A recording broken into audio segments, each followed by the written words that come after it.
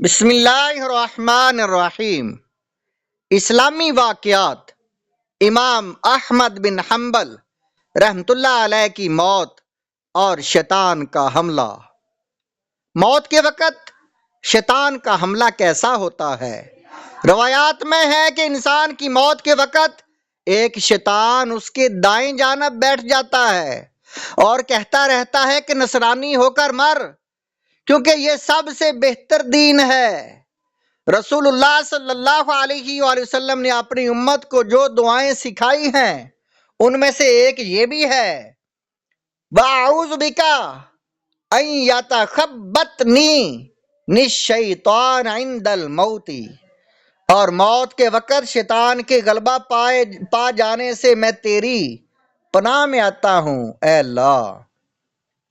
مفسرین کرام فرماتے ہیں موت کے وقت شیطان کی یہ کوشش ہوتی ہے کہ انسان کو گمراہ کرے، یا اسے توبہ کرنے سے روک دے، یا اللہ کی رحمت سے مایوس کر دے، یا اللہ کی رحمت کو اس کی نظر میں ناپسندیدہ بنا دے، تاکہ اس طرح اس کا برا خاتمہ ہو۔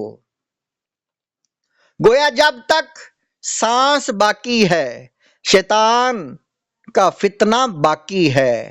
امام احمد بن حنبل رحمۃ اللہ علیہ کی وفات کے وقت حالت حضرت عبداللہ بن احمد رحمۃ اللہ علیہ بیان کرتے ہیں کہ میرے والد احمد بن حنبل جب سکرات میں تھے تو تکلیف کی شدت سے ہر تھوڑی دیر میں بے ہوش ہو جاتے تھے، اور جب ہوش میں آتے تو کہتے تھے ابھی نہیں، ابھی نہیں۔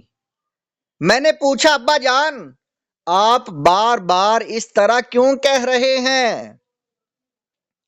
انہوں نے جواب دیا بیٹے شیطان انگلیاں چباتے ہوئے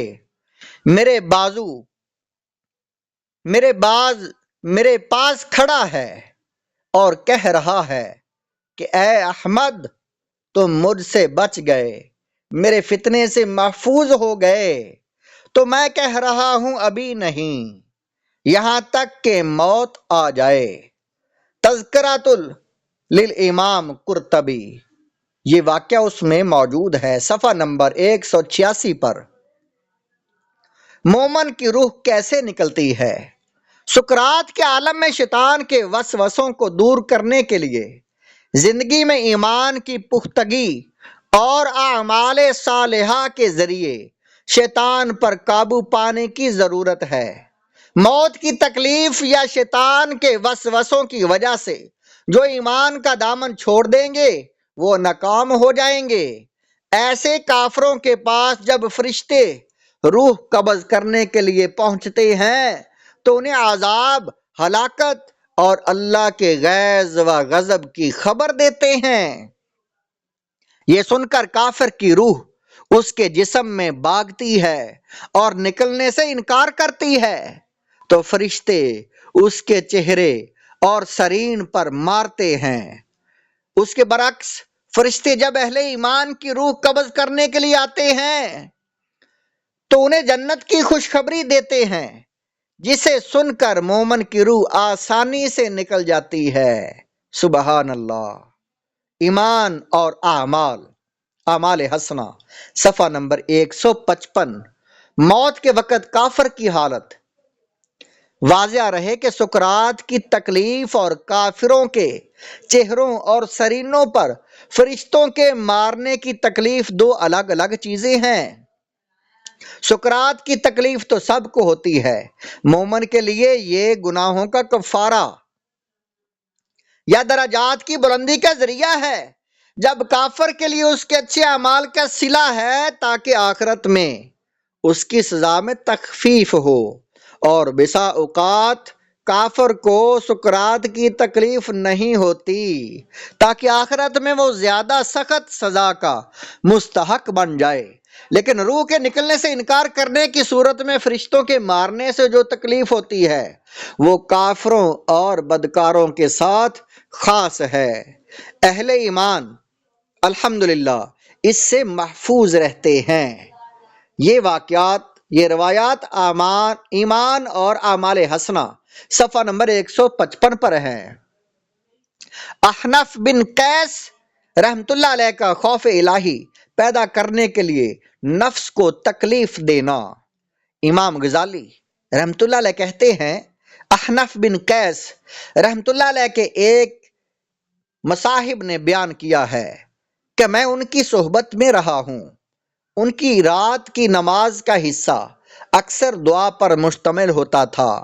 وہ چراغ کے پاس آتے، اس پر اپنی انگلی رکھتے، جب آگ کی شدت کا احساس ہوتا تو اپنے نفس سے کہتے، اے حنیف، فلاں دن تم کو کس چیز نے فلاں کام کے لیے روکا تھا، ابارا تھا۔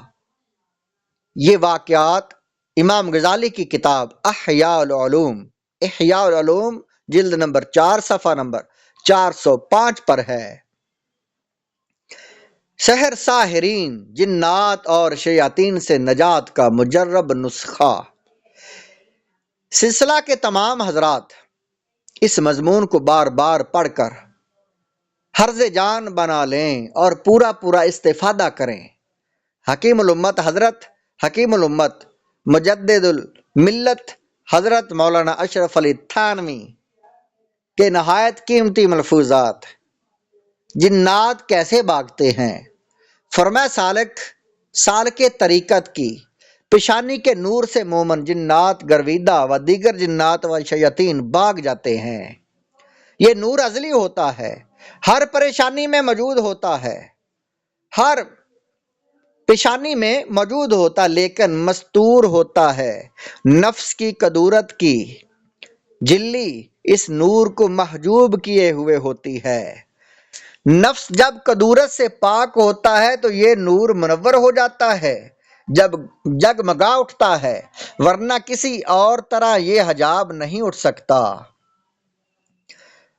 بھاویں 100 ہیلے کرو، قرآن کریم کی تلاوت کے نور کا جلال جنات و شیاطین کو جلا دیتا ہے، کوئی بھی تاب نہیں لا سکتا۔ قرآن شریف شیطان کو کیسے جلاتا ہے؟ اس کے بارے میں فرمایا سالک جب قرآن شریف کی تلاوت میں محو ہوتا ہے، قرآن مجید کے نور کے جلال سے ہمذات شیاطین لاغر نحیف اور بے بس ہو کر توبہ کرنے لگتے ہیں۔ قرآن کریم کی تلاوت کے نور کا جلال شیطان کو جلا دیتا ہے۔ تلاوت قرآن، نماز، ذکر، ان تینوں میں ہر مرض سے کلی شفا ہے۔ ان تینوں کی کثرت مساوی ہو، یہی سلف صالحین کا نسخہ کیمیا ہے۔